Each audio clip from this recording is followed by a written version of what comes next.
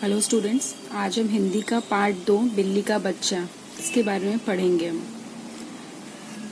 Part के starting में आप देखेंगे कुछ वर्ड्स दिए गए हैं। शैतान, खींचता, हिस्से, क्षण, फफोले, बुखार, बिज्जू, बिगड़ती, पखेरु, हृदय, मुंह, बिटिया, बेहोशी, मचलती, आँख, प्राप्त, स्नेह, हट। ये कुछ शब्द हैं जो कि इस पार्ट में आए हैं, तो इन शब्द को आप लिख के प्रयास करेंगे। तो चलिए हम पाठ शुरू करते हैं।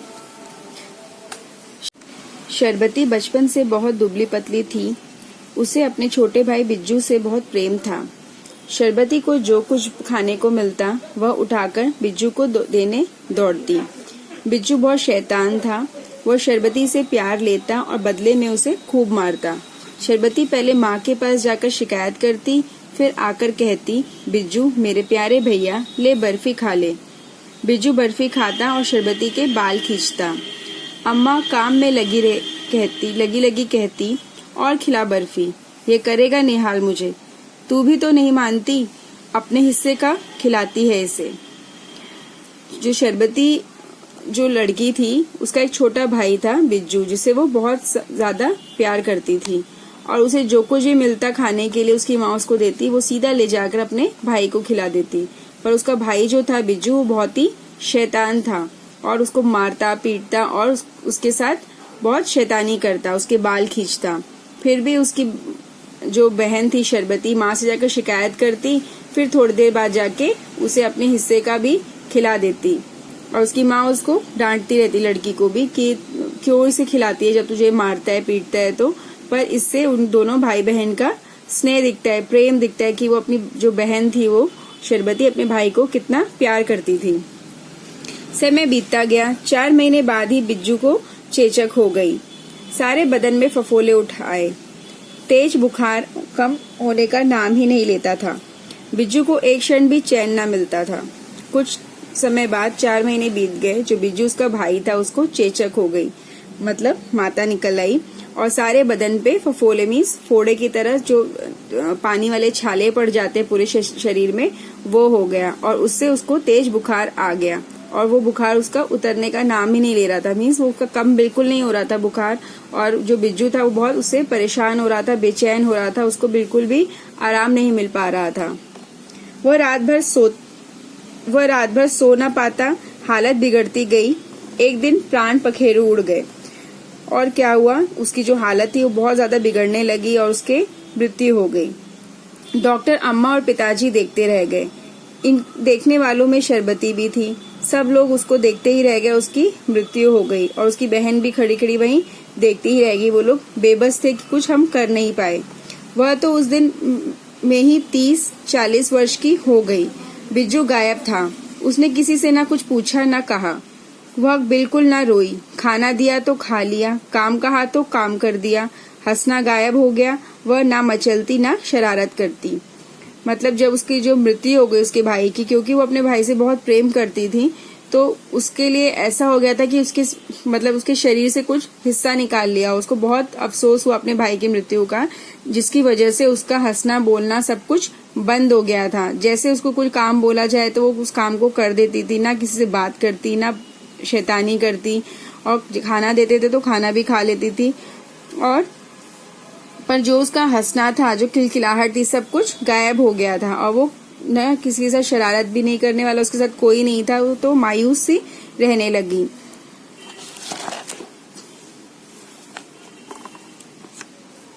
माँ ने कहा, बेटा शरबती। उसके मुंह पर कोई भाव न आया। चुपचाप आकर पास खड़ी हो गई। माँ ने उसे गोद में बिठाकर कहा, बिटिया क्या बात है, बोलो। उसकी माँ ने उसको बुलाया अपने पास। देखा उसकी जो माँ थी वो देख रही थी कि दिन प्रतिदिन वो बहुत ही ज्यादा मायूस होती जा रही है और बिल्कुल चुपचाप रह रही है घर में, किसी से बात नहीं कर रही है। कुछ काम बोलो तो वो काम करके बस उस काम को कर देती थी और किसी से बात नहीं करती थी। तो एक दिन उसकी माँ ने उसे गोद में प्यार से बिठाकर पूछा कि क्या बात है, तुम क्यों इतनी मायूस हो। शरबती उस समय रो देती तो मन हल्का हो जाता, पर वह रोई नहीं। माँ ने उसे पुचकार कर कहा, बेटा तुझे बिज्जू याद आता है, वो तो चला गया।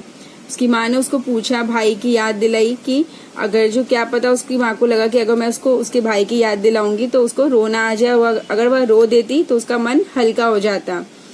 बोलते बोलते माँ का हृदय भर आया। यह बात मुंह से निकालने का साहस इसलिए किया था कि लड़की रोए। ऐसा लगा कि शरबती अभी सुबह उठेगी, लेकिन नहीं।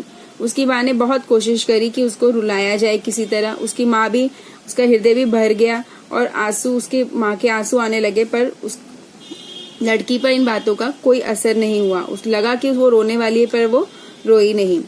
माँ रोकर बोली, अब तू भी मुझे छोड़कर जाएगी क्या? कुछ तो बोल बिटिया। उसकी माँ बहुत परेशान थी उसे लेके। उसे लग रहा था कि ऐसा ना हो ये बिल्कुल गुमसुम हो गई है और इसकी तबीयत बिगड़ती जा रही है, ये भी हमें छोड़कर चली जाए। शरबती को बुखार चढ़ गया। वह रात भर बड़बड़ाने लगी। डॉक्टर हकीम वैद आए। सुबह के समय बेहोशी उतरी तो चुपचाप छत या दीवार को देखती रही। माँ ने पुकारा, ओ शब्बू, मेरी बिटिया, मेरा राजा बेटा, बोलो बेटा। उसकी माँ ने सभी डॉक्टर्स को, हकीम को, जितने भी उसके जो इलाज कर सकते थे सबको बुलाया और उसको तेज बुखार चढ़ गया था। पर वो रात में बड़बड़ाती थी, बोलती थी और जब सुबह उठती तो सिर्फ दीवार को या छत को देखती रहती।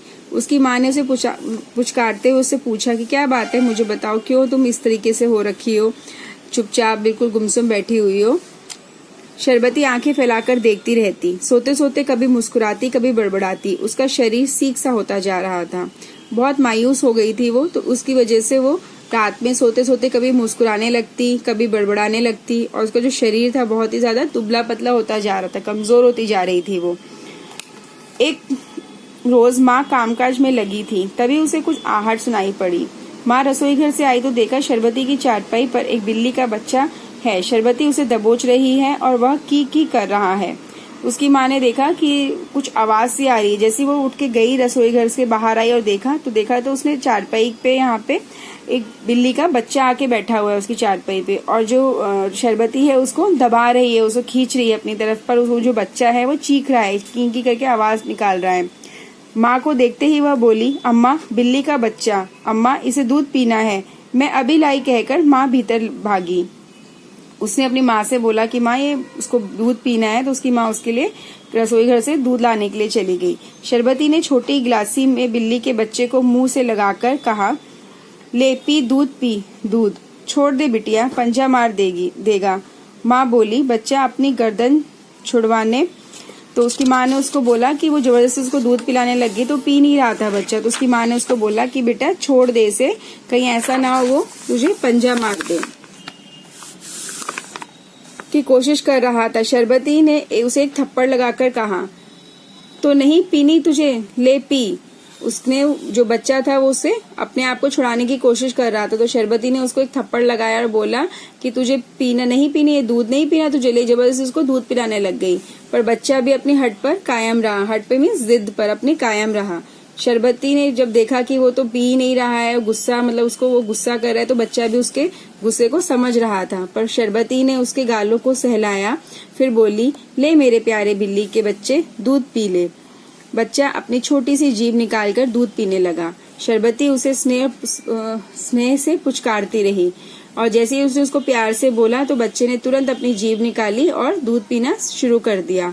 और शरबती उसे प्यार से पुचकारती रही और अपने पास बिठा के रखा उसने। बस अब तो दिन व दिन रात अच्छी होने लगी और इसका जो बिल्ली का बच्चा उसके पास आ गया था, इसका उस पर यह असर पड़ा कि उसकी जो सेहत में सुधार होने लग गया और वो खुश रहने लगी। वह हर समय बिल्ली के बच्चे को अपने पास चिपकाए रखती, हमेशा अपने पास चिपका कर रखती और उसे बहुत प्रेम करती। तो इस पार्ट से हमें ये शिक्षा मिलती है कि स्नेह और प्रेम की समझ बच्चों में भी होती है। यदि हम किसी को भी, अगर जब हम गुस्से से कोई भी काम करने के लिए बोलेंगे तो वो कभी नहीं करेगा, पर उसी चीज को हम अगर प्रेम से बोलेंगे तो उसे हर कोई करेगा। अगर एक छोटा सा बच्चा भी इस चीज को समझता है तो हम बड़ों को भी हमें इन चीजों को समझना चाहिए कि हर किसी को प्रेम और स्नेह से की जरूरत होती है। हम हर किसी का दिल अपने प्यार से जीत सकते हैं। तो इसीलिए उसने भी बच्चे को जो प्रेम से जब बोला तो उसने तुरंत दूध पीना शुरू कर दिया। नेक्स्ट इसके अब शब्दार्थ हम करेंगे। इसका ये पार्ट हो गया है पूरा। अब इसके शब्दार्थ में शब्द है पहला निहाल। निहाल मीन्स धन्य, ब्लेस्ड। भाव, भावना, इमोशन। दबोचना, दबाकर पकड़ना। स्नेह, प्रेम। बड़बड़ाना, अपने आप से बातें करना। विस्पर मतलब फफोले, छाले। हट, जिद। पुचकारना, प्यार से सहलाना। प्राण पखेरु, उड़ना, मृत्यु हो जाना। नेक्स्ट अब इसके एक्सरसाइज देखेंगे हम। फर्स्ट इसके हैं मौखिक प्रश्न, सोचिए और बताइए। शरबती के भाई का क्या नाम था? शरबती के भाई का बिज्जू नाम था। शरबती के भाई को कौन सी बीमारी हुई थी? शरबती के भाई को चेचक हुई थी। बिज्जू कैसा था? बिज्जू बहुत ही शैतान बालक था। शरबती को किसका बच्चा मिला? शरबती को बिल्ली का बच्चा मिला। किसने कहा? तू भी तो नहीं मानती, अपने हिस्से का खिलाती है इसे। माँ ने कहा। नेक्स्ट है दूध पीना है, मैं अभी लाई। माँ ने कहा। ले मेरे प्यारे बिल्ली के बच्चे, दूध पी ले, शरबती ने कहा। दिए गए शब्दों की मदद से खाली स्थान भरिए। शरबती को अपने छोटे भाई से बहुत प्रेम था। यहाँ पे देखिए वर्ड्स दिए गए हैं, इनको देख के आपको भरना है। शरबती को अपने छोटे भाई से बहुत प्रेम था। 4 महीने बाद ही बिज्जू को चेचक हो गई। शरबती ना मचलती ना शरारत करती। शरबती को बुखार चढ़ गया और रात भर बड़बड़ाने लगी। शरबती बिल्ली के बच्चे को स्नेह से पुचकारती रही। नेक्स्ट है, अब दिए गए प्रश्नों के सही उत्तर पर सही का चिन्ह लगाइए। इसमें से जो भी ऑप्शंस दिए गए हैं, जो सही होगा उस पर सही का चिन्ह लगाना है। बिज्जू की मृत्यु कैसे हुई? चेचक से। शरबती का भाई कैसा था? शैतान। शरबती की चारपाई पर किसका बच्चा आया था? बिल्ली का। अब आते हैं हमारे प्रश्न उत्तर। शरबती अपने भाई को प्यार करती थी, यह कैसे कहा जा सकता है? शरबती अपने भाई को प्यार करती थी। उसे जो कुछ भी खाने को मिलता वह उठाकर बिज्जू को देने दौड़ती थी। बिज्जू की मृत्यु का शरबती पर क्या प्रभाव पड़ा? बिज्जू की मृत्यु से शरबती का हंसना और शरारत करना सब कुछ गायब हो गया था। शरबती पर किसी भी इलाज का असर क्यों नहीं हो रहा था? शरबती अपने भाई की मृत्यु के बाद बिल्कुल रोई नहीं थी, इसीलिए उस पर किसी भी इलाज का असर नहीं हो रहा था। बिल्ली के बच्चे को आने पर क्या हुआ? बिल्ली के बच्चे को आने पर शरबती उसे दबोच रही थी और वह की कर रहा था। शरबती ने अपना प्रेम बिल्ली के बच्चे पर कैसे प्रकट किया? शरबती ने उसके गालों को सहलाया और बोली, ले मेरे प्यारे बिल्ली के बच्चे, दूध पी ले। अब ये हो गए हमारे प्रश्न उत्तर।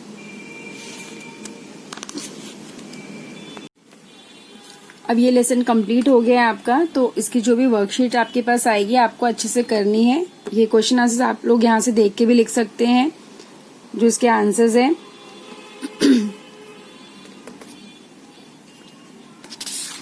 और ये पीछे की कुछ एक्सरसाइज है जिसे आपको अपने आप कंप्लीट करना है।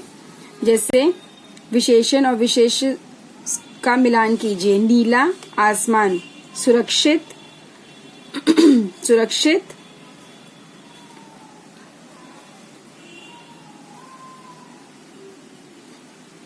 पक्षी, घोर विपत्ति, लंबी टांगे, कुशल प्राणी।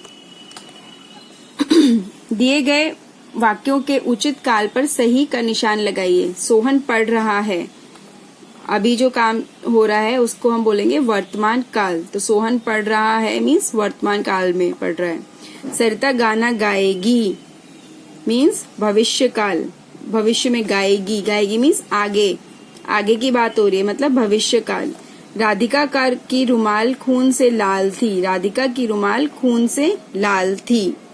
थी जहाँ पे लगता है उसको हम बोलते हैं भूतकाल, जो बीत गया जो काम। सारे संसार में तुम्हारी जय जयकार होगी मतलब भविष्य काल, होगी जहाँ पे होगी आता है मीन्स आगे की बात हो रही है, तो उसको बोलते हैं हम भविष्य काल। जो प्रेजेंट में हम काम करते हैं, अभी जो काम हो रहा होता है उसे हम बोलते हैं वर्तमान, और जो काम बीत गया, जो कल जो निकल गया उसको हम बोलते हैं भूतकाल, और जो आने वाला कल है उसको हम बोलते हैं भविष्य काल। नेक्स्ट, आप दिए गए शब्दों के वाक्यों में प्रयोग कीजिए। प्यार, प्यार से आप कोई भी शब्द बना सकते हैं। अगर हम स्नेह और प्यार से कार्य करें या बात करें तो हम किसी का भी दिल जीत सकते हैं। क्षण, हमें एक क्षण भी पढ़ाई करने में देरी नहीं करनी चाहिए। और आप कुछ और भी जो आपको अच्छा लगे वो बना सकते हैं इससे। हालात, यदि हालात अच्छे हुए तो हम फिर से विद्यालय जा सकेंगे। कोशिश, हमें प्रथम आने के लिए सर्वतर कोशिश करते रहना चाहिए, मतलब हमेशा कोशिश करते रहना चाहिए। हिस्सा, पेड़ पौधे और हरियाली हमारी जीवन शैली का हिस्सा है, या हमारा जीवन का हिस्सा है एक तरीके से। बिना हम पेड़ पौधों के भी जीवित नहीं रह सकते। शब्द बनाकर लिखिए। ताशन, इसको सही शब्द बनाना है, मतलब शैतान, इसका हो जाएगा गायब। चारपाई, चुपचाप, डॉक्टर। अब नेक्स्ट ये है, इसमें ता लगा के आपको शब्द बनाना है, जैसे निपुण निपुणता, वीर वीरता, कायर कायरता, दिव्य दिव्यता, कुशल कुशलता। ये एक्सरसाइज हो गई। अब आप लोगों को ये अच्छे से कंप्लीट करना है और इनको याद भी करना है अच्छे से आप लोगों को। Okay, thank you.